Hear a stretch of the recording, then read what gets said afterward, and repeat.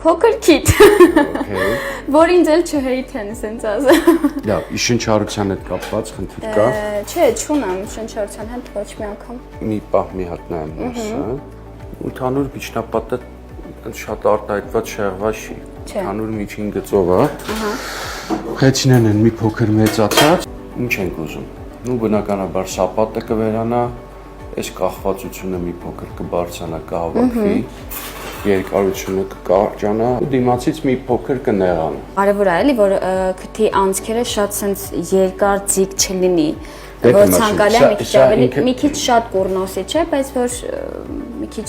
կլոր լինի, որովհետև շատ եմ տեսել որ ուրիշները վիրահատում են, sense անցքերը sense ձգած է վերև չէ, հա, վերև չի լինելու։ Բնականաբար անցքերի համեմատ այս կախվածությունը միշտ պետքա լինի, դա անատոմիական նորմա է։ Քո մոտ մի փոքր ավելի արտահայտված է, իրան մի քիչ կհավաքենք։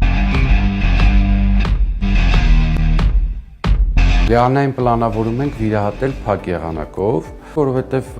անատոմիական իր կառուցվածքը, այսինքն ոչ ինչ-որ հակացություններ չտեսանք։ Բաց եղանակով կատարում ենք հիմնականում այն վիրահատությունները, որոնք որ 1 կամ 2 կամ եւ ավել անգամ վիրահատված են եղել, որոշակի անատոմիական շեղումներ են լինում։ Մի տարի